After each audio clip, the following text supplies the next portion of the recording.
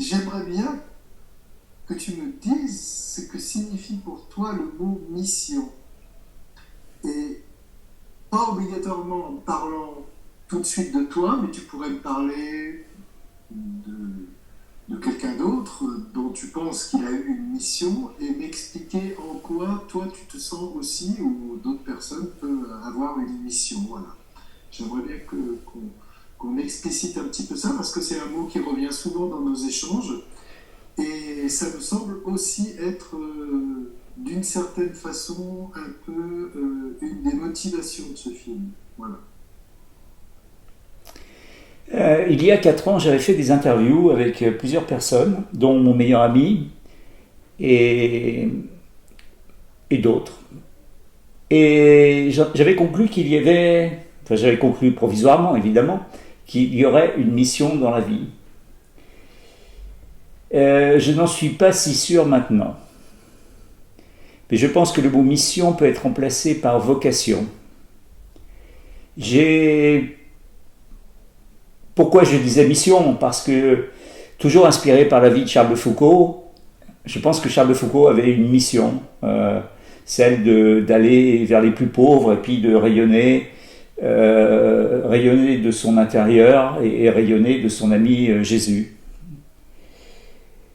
Et aujourd'hui, je pense que il y a une vocation, c'est-à-dire que la vocation, c'est quelque chose où on utilise son potentiel, mais aussi où on laisse la volonté un petit peu s'effacer par rapport à ce que la vie nous offre. Et je dirais que vocation, ça me paraît être un bon terme. C'est un terme qui est aussi employé par les psychologues notamment ceux qui s'intéressent à la personnalité professionnelle. Et si effectivement on est sur Terre pour quelque chose, peut-être qu'on va le découvrir à un certain moment, mais effectivement je pense que le mot mission n'est pas approprié complètement. Je pense que donc vocation est le bon terme.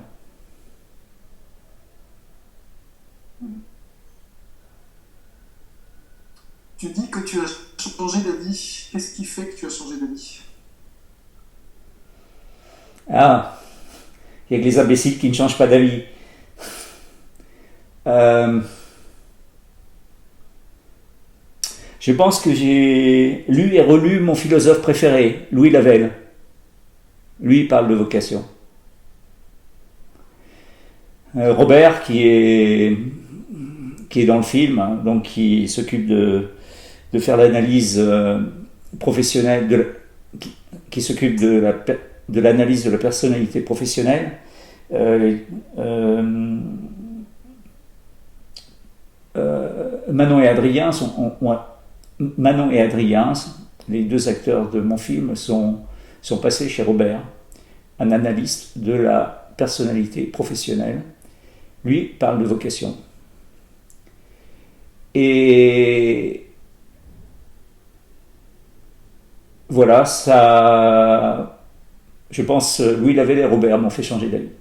Voilà, c'est aussi simple que ça. Alors, l'étymologie latine de vocation, donc, c'est en fait un mot qui signifie appeler, appel. Alors, est-ce que toi, d'une certaine façon, tu as reçu un appel? Ou est-ce que tu as l'impression que tu reçois un appel en ce moment? Ah, mais j'ai reçu un appel tout au cours de ma vie. Oui, bien sûr. Oui. Ah, ça c'est intéressant. Alors, tu Euh, peux peut-être nous en parler un petit peu de cet appel, justement. je crois que je ne me suis pas posé beaucoup de questions dans ma vie. Et j'ai quand même fait beaucoup de choses comme une évidence. Et cette évidence, elle est probablement intérieure. Je crois à l'appel. Oui, je crois à l'appel. Quand on parle d'appel, euh, les jeunes ne savent pas ce que c'est. Mais l'appel, c'est assez normal, mais j'aime bien le mot anglais qui s'appelle calling. Et l'appel, c'est quelque chose qui peut être sous plein de formes. Les rêves, des signes, des, des rencontres, tout ce que la vie permet de présenter et qui a quelque chose de l'ordre de la transformation. Donc l'appel, c'est aussi un appel à la transformation de soi. Et voilà, je pense que écouter sa petite voix intérieure, c'est ça l'appel, mais c'est s'écouter, être soi-même, et il y a plein de formes, effectivement, de l'appel. Voilà. On peut s'appeler nous-mêmes aussi par la prière. Moi, je crois beaucoup que la vie est de l'ordre, quelque chose de l'ordre de la prière. Et donc, c'est normal, quand on s'écoute, quand l'âme parle, qu'on entende un appel, des appels. Mais l'appel, il n'est pas toujours clair, il n'est pas toujours... faut faire attention aux faux appels aussi. Voilà. L'appel, c'est pas forcément quelque chose de bouleversant. Pour moi, ça n'a jamais été bouleversant. C'est tout au cours de la vie. Je pense quelque chose qui sonne comme ce que l'on fait. Je crois que c'est la compréhension un petit peu d'un secret de la vie que l'on découvre au fur et à mesure du film. C'est qu'en fait, comprendre qu'il existe et que c'est peut-être mieux de l'entendre plutôt que d'aller dans des voies égarées. Tu disais tout à l'heure que pendant toute ton existence, tu avais reçu des appels. Qu'est-ce qui explique, du coup, que tu n'aies pas fait des films plus tôt?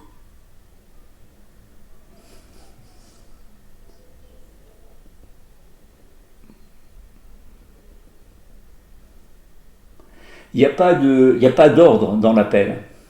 Il n'y a pas d'ordre. L'ordre, justement, c'est nous qui le fixons. C'est l'être humain, et c'est peut-être la seule chose sur laquelle il a un champ d'action, c'est l'ordre et l'organisation dans laquelle tout arrive. Donc il y a des choses qui arrivent dans la vie, et peut-être que j'avais un appel d'être directeur financier. Si je n'avais pas été directeur financier, si j'avais fait des films, j'aurais peut-être pas rencontré tous les gens que j'ai rencontrés et qui me permettent de faire les films maintenant. Donc je crois que voilà, il n'y a pas le timing de l'appel. En fait, ce que tu dis, ce que tu me demandes, c'est si j'ai on va dire, j'ai peut-être une double vocation.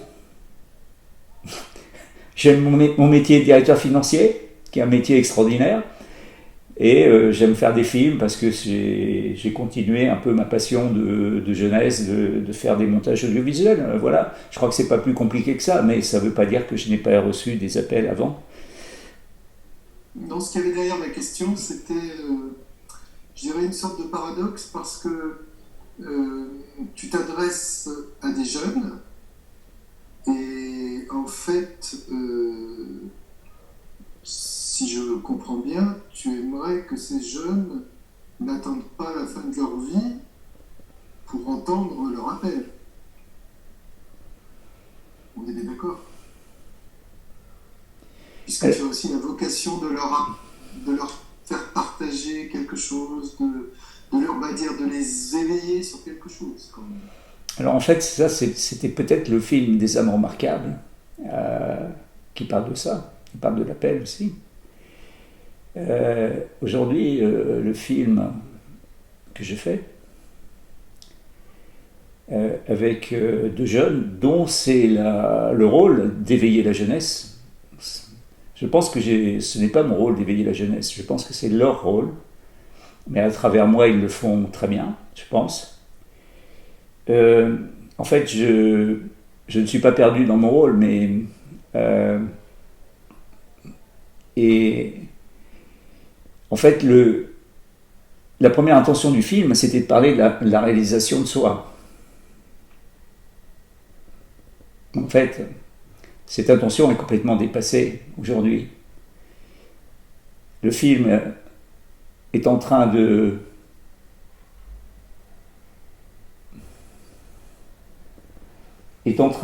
dire qu'il faut parler de quelque chose qui est une révélation.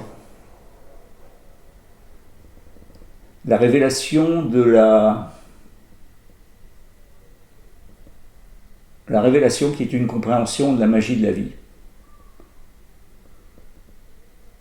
Et dans la magie de la vie, bien sûr, il y a l'appel, mais il y a tellement d'autres choses. Voilà, j'aimerais...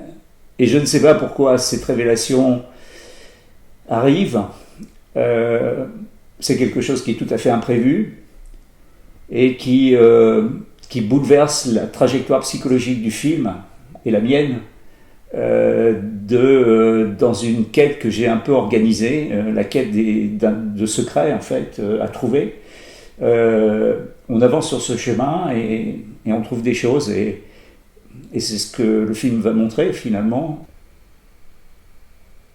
D'ailleurs c'est assez étonnant parce qu'ils viennent dans le film parce qu'ils ont besoin du film psychologiquement, enfin dans leur chemin ils ont besoin du film, mais par ailleurs mais je crois que c'est un peu comme tout le monde, peut-être que simplement remarquable ça veut dire que pouvoir dire des choses, mais ils ont des choses à dire au monde, oui. Évidemment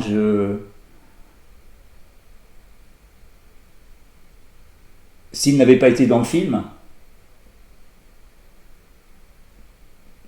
ils ne diraient pas les choses au monde qu'ils ont besoin de dire.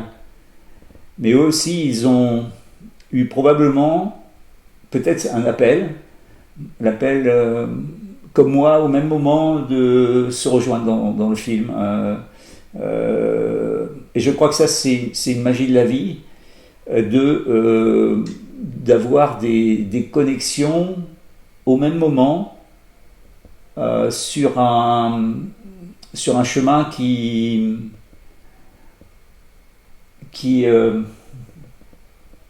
je dirais simplement le film, pour moi comme pour eux, ils font ce qu'il y a à faire et voilà, donc ils sont venus dans le film, moi je fais le film, voilà, c'est pas plus compliqué.